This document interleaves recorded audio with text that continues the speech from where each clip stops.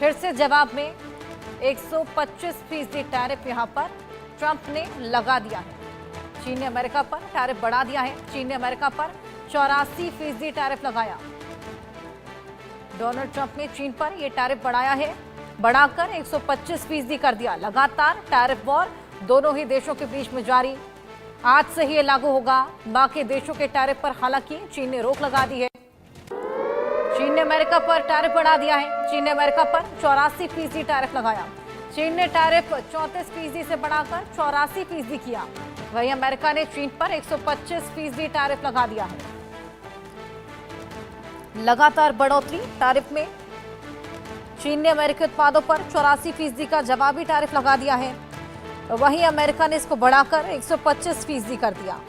तनाव लगातार बढ़ता जा रहा है और वैश्विक अर्थव्यवस्था पर इसका गंभीर प्रभाव भी पड़ने की आशंका है। ऐसे में WTO का भी अनुमान है कि अमेरिका चीन के बीच अब व्यापार में 80% तक की गिरावट आ सकती है। वैश्विक मंदी जैसी स्थिति भी उत्पन्न हो सकती है, खतरा बढ़ सकता है। लगातार यहां पर टैरिफ वॉर जारी। शुरुआत से ही रेसिप्रोकल टैरिफ की बात ट्रंप ने की थी। चीन पर अब अमेरिका ने 125% टैरिफ लगा दिया है। वहीं ट्रंप के टैरिफ से चीन में हाहाकार मच गया है। हमने देखा किस तरीके से लगातार टैरिफ जो बढ़ता चला जा रहा है। डोनाल्ड ट्रंप ने चीन पर फिर से टैरिफ बढ़ा दिया है। चीन पर अब जो टैरिफ है उसको बढ़ाकर 125% किया है।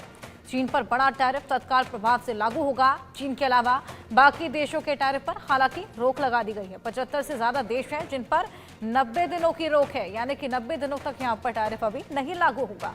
75 से ज्यादा देश टैरिफ पर बात करने पर राजी भी हो गए हैं। ये ट्रंप खुद बोलते हुए नजर आए हैं। तो बाकी के देशों पर चीन को छोड़कर अभी टैरिफ नहीं लागू होगा। 75 से ज्यादा देश हैं टैरिफ पर बात करने को जो राजी हो गए हैं। उनसे अब डायलॉग के जरिए टैरिफ को लेकर बातचीत की जाएगी। हमने देखा टैरिफ को लेकर लगातार सख्त रुख अपनाते हुए ट्रंप नजर आए थे। करारा जवाब यहां पर अमेरिका का। अमेरिका पर चीन की जवाबी कार्रवाई भी हुई है। चीन ने अमेरिकी उत्पादों पर टैरिफ बढ़ा दिया है। अमेरिका पर टैरिफ बढ़ाकर चीन ने भी 84% किया। अमेरिका के टैरिफ पर चीन ने व्हाइट पेपर जारी किया था। वहीं MFN स्टेटस हटाना, WTO नियमों का उल्लंघन भी यहां पर होने लगा है। ग्लोबल इकोनॉमिक ऑर्डर बिगड़ेगा और टैरिफ को लेकर अमेरिका के कदम हानिकारक साबित हो सकते हैं और पूरी ग्लोबल इकोनॉमी पर इसका असर पड़ता हुआ नजर आ रहा है। हम देख रहे हैं किस तरीके से टैरिफ के चलते ग्लोबल मार्केट्स भी सरबराए हुए नजर आ रहे हैं। मंदी की ओर भी स्थिति जा सकती है। हालांकि अभी बाकी देशों पर टैरिफ पर रोक है। केवल चीन पर आज से ही टैरिफ लागू होने वाला है।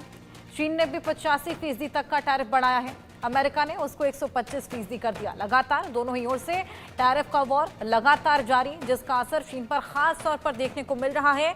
चीन पर इसका खासा असर पड़ा है और ग्लोबल इकोनॉमी पर भी, ग्लोबल मार्केट्स पर भी इसका असर देखने को मिला है। वहीं आपको बताएं कि अमेरिकी नागरिक भी नाखुश हैं इस टैरिफ को लेकर। जिस तरीके से महंगाई अभी अमेरिकी उत्पादों पर भी बढ़ गई है, लोगों को भी महंगाई का सामना करना पड़ रहा है। ग्लोबल इकोनॉमिक ऑर्डर इससे बिगड़ा है और टैरिफ को लेकर अमेरिका के कदम हानिकारक साबित हो सकते हैं।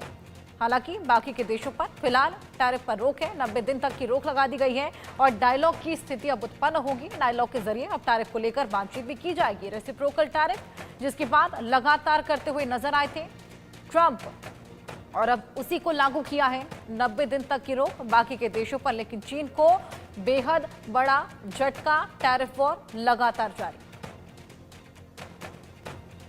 75 से ज्यादा देश, 90 दिन तक टैरिफ यहां पर लागू फिलहाल नहीं होगा। रोक लगा दी गई है। 125% तक का चीन पर टैरिफ लगा दिया गया है।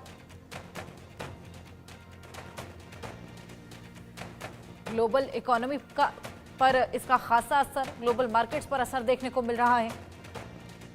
अर्थव्यवस्था बचाने के लिए संघर्ष कर रही हैं सरकारें। जिस तरीके से ये टैरिफ वॉर यहां पर छिड़ गया है, 125% अमेरिकी टैरिफ चीन पर लगा दिया है। वहीं चीन ने भी इन रिटर्न 84% जवाबी टैरिफ लगा दिया है।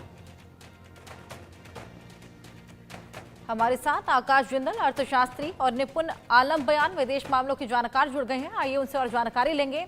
आकाश जी, सबसे पहले तो मैं आपके पास आना चाहूंगी। जिस तरीके से ये टैरिफ वॉर दोनों ही ओर से छिड़ा हुआ है, हालांकि बाकी देशों को अभी डायलॉग के लिए बोल दिया गया है कि जो टैरिफ है उसको लेकर चर्चा की जाएगी, लेकिन चीन यहाँ पर बेहद झटका खाए हुए है। लगातार ये टैरिफ वॉर, क्या लगता है ग्लोबल मार्केट्स पर इसका क्या असर पड़ेगा? देखिए, सबसे पहले तो खुशखबरी ये है, as you rightly said, 75 countries के लिए पॉज कर दिया है और ग्लोबल मार्केट्स ने आपको और दर्शकों को अपडेट कर दूं, इस चीज को सेलिब्रेट किया है। सेलिब्रेट कैसे किया है? यूएस के अंदर 3 मेजर जो है मार्केट्स हैं, स्टॉक मार्केट्स जो है, एक नेस्डैक है इंडेक्स, दूसरा है डाउ, तीसरा S&P 500। नेस्डैक 12% से ऊपर अप है, S&P 500 9.5% और डाउ 8%। बाकी एशियन मार्केट्स भी अप है। तो क्लियरली ग्लोबल इकोनॉमी और ग्लोबल मार्केट से सेलिब्रेट कर रही हैं जो इतने कंट्रीज के अगेंस्ट टैरिफ 90 डेज के लिए पॉज कर दिया गया है। अब ये एक्सपेक्ट किया जा रहा है कि बहुत माइल्डर टर्म से आगे नेगोशिएशन होगी, क्योंकि अमेरिका की अपनी जनता, अमेरिका की अपनी पॉपुलेशन इन टैरिफ के बोझ को नहीं उठा पाती। इन्फ्लेशन इतनी ज्यादा हो जाती कि वहां टॉलरेट ना हो पाती। यूएस में ऑलरेडी हैंड्स ऑफ को लेकर हैंड्स ऑफ एजिटेशन चल रहे हैं, जगह जगह करीब 50 जगह पे एजिटेशन चल रहे हैं डोनाल्ड ट्रंप साहब के अगेंस्ट। तो इसलिए एक बार रिलीफ है, बहुत बड़ा रिलीफ है। अब आते हैं यूएस चाइना ट्रेड वॉर पे। अब ये जो वॉर है, टैरिफ वॉर, ये यूएस चाइना ट्रेड वॉर हो गई है। अब इसे हम ग्लोबल ट्रेड वॉर नहीं कहेंगे, क्योंकि बाकी 75 कंट्रीज के साथ अगेंस्ट तो पॉज कर दिया गया action. US China trade war काफी घातक हो सकती है, क्योंकि यूएस दुनिया की सबसे बड़ी इकोनॉमी है, दुनिया की सबसे पावरफुल इकोनॉमी है और चाइना सेकंड बिगेस्ट इकोनॉमी है। इनकी ट्रेड वॉर जो है ग्लोबल इकोनॉमी को रिसेशन में ले जा सकती है, मार्केट्स को नेगेटिवली इंपैक्ट कर सकती है, रियल एस्टेट को नेगेटिवली इंपैक्ट कर सकती है, और अगर जल्द सॉर्ट आउट ना की तो बात नौकरियों तक भी आ सकती है और किचन के खर्चे तक भी आ सकती है। कहीं ना कहीं इसका भी सोल्यूशन निकलना चाहिए। हो क्या रहा है, टैरिफ इतने अनरीजनेबल हो गए हैं। अब आप देखिए, 125% टैरिफ मतलब क्या है? $10 में कोई चीज यूएस का सिटीजन कंज्यूम करता था, अब वो कितने में कंज्यूम करेगा? $22.5 में। इतनी इन्फ्लेशन हो जाएगी यूएस में। और चाइना और ट्रम्प दिखाई दे रहा है। China has been exporting to US. China बहुत मैसिवली एक्सपोर्ट करता है यूएस को।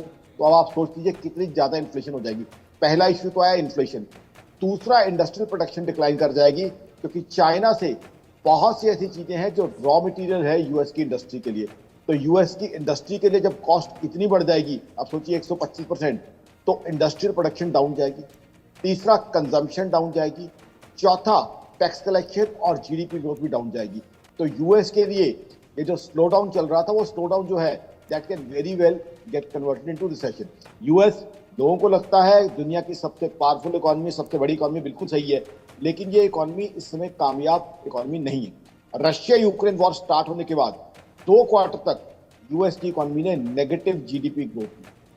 उसके अलावा 2023 में यूएस में कॉन्सेप्ट है डेट सीलिंग, कि यूएस कितना कर्जा ले सकता है। इनको उस डेट सीलिंग को सस्पेंड करना पड़ा और कर्जा लेना पड़ा अपना खर्चा चलाने के लिए। तो यूएस की इकोनॉमी ठीक है, सबसे बड़ी है, सबसे पावरफुल है, लेकिन आज की तारीख में कामयाब इकोनॉमी नहीं है। एक तो आपकी इकोनॉमी कामयाब नहीं है, डेफिसिट में चल रही है, आप डेट सीलिंग आपको जो है सस्पेंड करनी पड़ी है, नेगेटिव जीडीपी ग्रोथ आपकी 2 क्वार्टर रही है। उसके बाद इतने एडवेंचरस डिसीजन लेना मेरे हिसाब से किसी भी तरीके से सही फैसला नहीं है। अब देखिए, एक जगह तो यूं टर्न आई है, वहाँ के लोग भी इसका खामियाजा भुगत रहे हैं, वहाँ के लोग भी प्रोटेस्ट लगातार कर रहे हैं। हमारे साथ मनीष गुप्ता भी जुड़ गए हैं, टैक्स एक्सपर्ट है। मनीष जी, डब्ल्यूटीओ के नियमों का भी तो ये उल्लंघन है, तो वो क्यों नहीं हस्तक्षेप कर रहा है इस पूरे मामले में? देखिए, ये अगर हम ये बात करें कि नियमों का उल्लंघन है, तो उल्लंघन होते रहेंगे, बाद में सेक्टर होते रहेंगे। अभी क्या है, ट्रंप अपनी फुल स्विंग में है।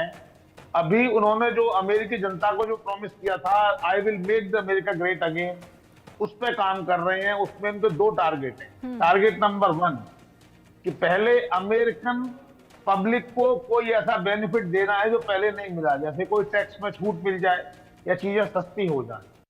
और दूसरा, इन जो अमेरिका का रेवेन्यू है, इकोनॉमी है, उसको इंप्रूव करना। और इसके अलावा एक और हिडन टारगेट है, वो ये है कि अमेरिका अपने आप को सुपर पावर मानता है, सबसे बड़ी कंट्री मानता है। उसे लगता है कि कोई भी कंट्री उसके बराबर ना हो। रशिया को वो ऑलरेडी कमजोर कर चुके हैं और उन्हें लग रहा है कि चाइना अब उनके बराबर आ गया है, आ रहा है।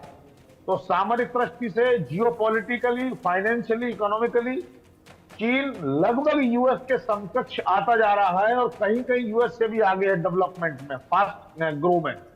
तो ऐसे में चाइना से वो सीधी टक्कर लेनी थी, तो सबसे पहले सबको टैरिफ लगाकर पूरी प्लान के साथ उन्होंने एक मैसेज दिया वर्ल्ड वाइड जनता को, अमेरिकन जनता को मैसेज दिया, पूरे वर्ल्ड को मैसेज दिया। उसके बाद शांति से बाकी सब पे टैरिफ हटा दिया और चाइना पर इसलिए लगा के बढ़ा दिया कि भाई आप भी मेरे को रिटेलिएट कर रहे हो। तो जाहिर है अब ये अमेरिका वर्सेस चाइना हो गया। जैसा कभी साथी पैनलिस्ट कह रहे थे कि इससे नुकसान होगा दोनों कंट्रीज को, होगा ओवरऑल पूरे वर्ल्ड की पब्लिक को होगा, लेकिन युद्ध करने वाले, डिसीजन लेने वाले कंट्री इस बात की चिंता कभी नहीं करते कि क्या होगा। वो ये कहते हैं हमारा फायदा किसमें है और लॉन्ग रन में फायदा किसमें है।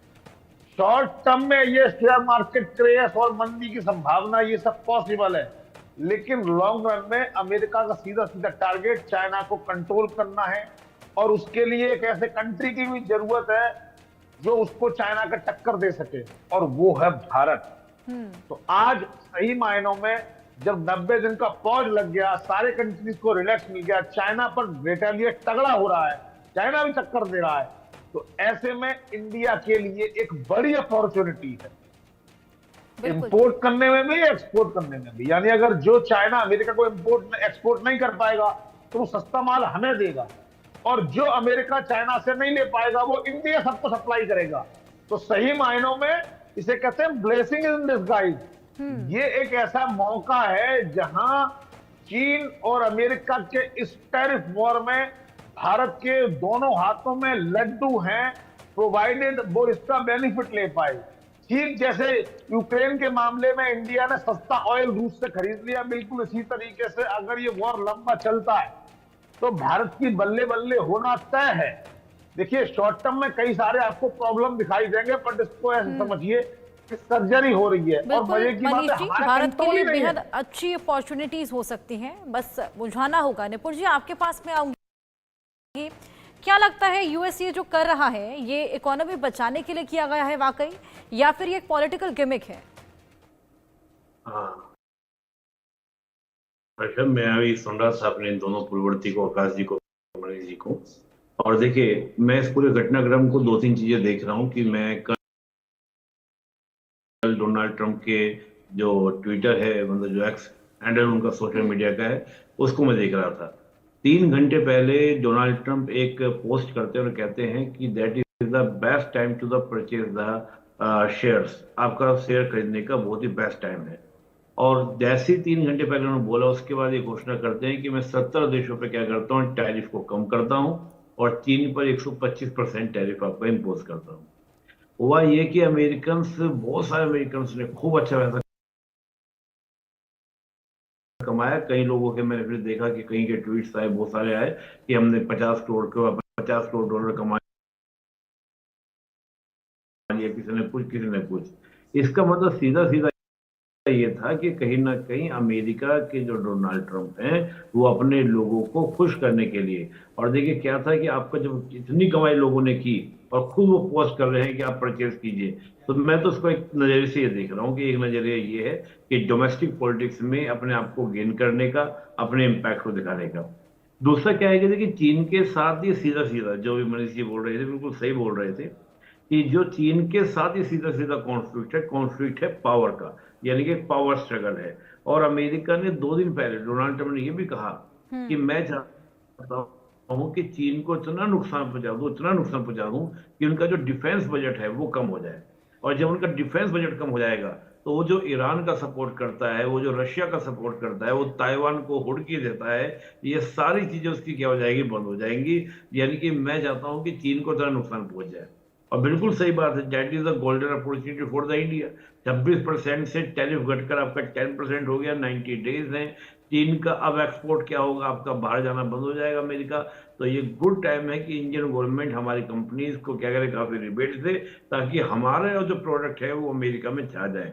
लेकिन मुझे एक चीज यहाँ पे लग रहा है हर्षा, मुझे लग रहा है कि चीन अब डंपिंग करेगा कई देशों में, क्योंकि जाहिर सी बात है अमेरिका उसकी सप्लाई नहीं होगी, तो वो सस्ते दामों पर क्या करेगा, जापान में, भारत में अपने सामान को डिस्काउंट दे देकर बेचने का प्रयास करेगा। इससे मुझे चिंता ये है कि थोड़ा सा ये हो सकता है कि हमारी कंपनीज को नुकसान भी हो सकता है। तो ये टाइम जो है, देखिए जो अमेरिका कर रहा है और चीन है, America, they are the both are the great player of the world. चाहे इकोनॉमिकली हम बात करें, मिलिटरली हम बात करें, हर तरीके से। और इनके बीच बिल्कुल में होने वाला जो वॉर है, जो ट्रेड वॉर, कुछ भी आप कहिए, टैरिफ वॉर कहिए, इसका इम्पैक्ट पूरे वर्ल्ड पर पड़ता है, चाहे भारत भी क्यों ना हो। तो बिल्कुल। इसका निपुण जी, इम्पैक्ट हम पर आकाश भी जी भी पड़ेगा कुछ जी। कहना चाह रहे हैं, उनको भी उनकी बात रखने देते हैं। आकाश जी। ये इसमें एक और बहुत बड़ी अपॉर्चुनिटी है जो मैं पिछली बार में बोलना चाहता था। अब क्या है, हिंदुस्तान में the money which was being invested in stock market portfolio money, that around month और 2 months ago started going to China. China में वो पैसा इन्वेस्ट होने लग गया था क्योंकि चाइना में स्टॉक मार्केट अट्रैक्टिव थी, वैल्यूएशन अट्रैक्टिव थी। अब चाइना वो पैसा नहीं जाएगा।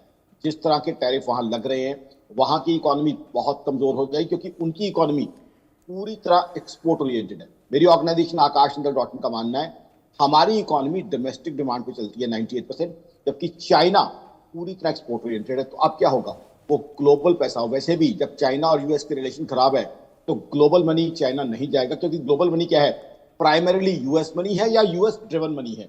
यूरोप भी यूएस को फॉलो करता है। पोर्टफोलियो इन्वेस्टमेंट, शेयर मार्केट की इन्वेस्टमेंट जिसे हम कहते हैं, एफआईआई या फॉरेन पोर्टफोलियो मनी। अब वो पैसा हिंदुस्तान आने की बहुत पॉसिबिलिटी हो जाती है। अब वो पैसा हिंदुस्तान आएगा तो उससे क्या होगा, एक तो मार्केट हमारी स्ट्रेंथन हो सकती है, दूसरा क्या है, फॉरेक्स रिजर्व।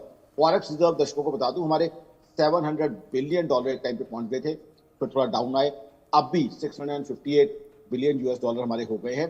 तो फॉरेक्स रिजर्व स्ट्रेंथन होंगे। और तीसरा रुपए स्ट्रेंथन होगा, क्योंकि जितना फॉरेक्स आएगा रुपए को हमारा स्ट्रेंथन करेगा। तो आज की तारीख में जब जियोपॉलिटिकल इश्यूज दुनिया पे छाए हुए हैं, रशिया यूक्रेन वॉर है, बार बार बात होती है खत्म हो जाएगी, लेकिन खत्म होने का नाम नहीं ले रही है। इजराइल इशू है, अभी तक लाइव चल रहा है। ईरान का इशू सुलग रहा है। चाइना ताइपाई इशू अपनी जगह है। तो ऐसे में फॉरेक्स रिजर्व मजबूत होना किसी भी कंट्री के लिए बहुत जरूरी है। करेंसी मजबूत होना किसी भी कंट्री के लिए बहुत जरूरी है। तो ये हमारे लिए एक बहुत बड़ी स्ट्रेंथ रहेगी कि अब ग्लोबल मनी हिंदुस्तान में आएगा, क्योंकि व्यापार या पैसा वहां नहीं लगाया जाता जहां नेगेटिविटी होती है, हॉस्टिलिटी होती है। अब हिंदुस्तान को देखिए, हमने कितने अच्छे तरीके से सिचुएशन को टैकल किया। चाइना ने रिटेलिएट किया, लेकिन यहां मैं मुबारकबाद दूंगा और धन्यवाद दूंगा हमारे प्रधानमंत्री नरेंद्र मोदी साहब और उनकी पूरी टीम को। इन्होंने बातचीत का रास्ता अपनाया, बातचीत के रास्ते, डायलॉग के थ्रू। ये एक सोल्यूशन ओरिएंटेड गवर्नमेंट है। इन्होंने सोल्यूशन को जो है लेके आगे बढ़े। और जब रेसिप्रोकल टैरिफ लगे भी थे, उस दिन भी आप देखिए डोनाल्ड ट्रंप बहुत रेयरली किसी की तारीफ करते हैं, उन्होंने उस दिन भी कहा प्राइम मिनिस्टर मोदी, प्रधानमंत्री मोदी साहब मेरे बहुत अच्छे दोस्त हैं। तो हिंदुस्तान की सरकार को आपदा में, जो ये मोदी गवर्नमेंट है, आपदा में अवसर ये तलाशते आए हैं। रशिया यूक्रेन वॉर की मैं एक आपको और चीज बताऊं, सबसे इंपॉर्टेंट चीज जो जनता तक बहुत कम पहुंची है, हम इंपोर्टेड क्रूड तो लेते आए, उसके बाद रिफाइन करके रिफाइंड प्रोडक्ट्स हम यूरोप को बेचते आए, वैल्यू एडिशन करते आए। तो मेरी organisation Akash Indal dot in का मानना है कि वहां भी हमने बहुत अच्छा फायदा उठाया। अब देखिए रशिया यूक्रेन वॉर के समय क्या हुआ, रशिया से हमारे रिलेशन अच्छे थे, यूएस से भी अच्छे थे, नाटो से भी अच्छे थे, यूरोप से भी हम व्यापार कर रहे थे। तो कहीं ना कहीं जो हिंदुस्तान की सरकार है वो ग्रोथ ओरिएंटेड सरकार है, उसने सोल्यूशन ओरिएंटेड सरकार है। उसने क्या है, कॉन्फ्लिक्टिंग या कहीं ना कहीं कन्फ्रंटेशनिस्ट पॉलिसीज नहीं अपनाई। चाइना तो हम जानते हैं शुरू से ही कन्फ्रंटेशनिस्ट पॉलिसीज के लिए they have been known for that. तो हिंदुस्तान ने बातचीत का रास्ता अपनाया, डायलॉग का रास्ता अपनाया, और अब सोल्यूशन आपके सामने है। इंडिया न्यूज पे मैं लगातार कहता आया हूं कि ये चीज का सोल्यूशन निकलेगा, क्योंकि इतने टैरिफ्स सस्टेन होने पॉसिबल नहीं थे। अब भी ये बता दूं, ये टैरिफ भी सस्टेन नहीं होंगे। यूएस चाइना में भी आपस में कहीं ना कहीं डिस्कशन होगा, डिस्कशन करके चीजें सॉर्ट आउट होंगी, ये सस्टेन नहीं होंगे। क्योंकि आपको पिछले टर्म में ले जाता हूं मैं डोनाल्ड ट्रंप साहब के, जो पिछला टर्म था उसमें भी यूएस चाइना ट्रेड वॉर चली थी, दोनों इकोनॉमीज को नुकसान हुआ था, चाइना को ज्यादा नुकसान हो रहा था। हुआ क्या, वो तो उसके इमीडिएटली बाद कोरोना का लॉकडाउन आ गया। तो जितना इकोनॉमीज का डिके था, डाउनटर्न था, वो कोरोना को एट्रीब्यूट होगा। किसी ने ध्यान से देखा ही नहीं कि वो जो ट्रेड वॉर चल रही थी उसका कितना इंपैक्ट रहा था ग्लोबल इकोनॉमी के डाउन जाने में। तो कहीं ना कहीं ये बड़ी एक इंपॉर्टेंट चीज आ जाती है, हिंदुस्तान के लिए अपॉर्चुनिटी है। और प्रधानमंत्री मोदी साहब का जिस तरह का सम्मान बिल्कुल आकाश, आज हिंदुस्तान के लिए बेहद अच्छी तो अपॉर्चुनिटीज यहाँ पर अराइज हुई हैं। मनीष जी, आपके पास मैं आऊंगी, आपको क्या लगता है चाइना का क्या रुख रहेगा? ये टैरिफ वॉर अभी कितना एस्केलेट होने वाला है? क्या चाइना झुकेगा, रिटेलिएट करेगा, क्या होगा आगे?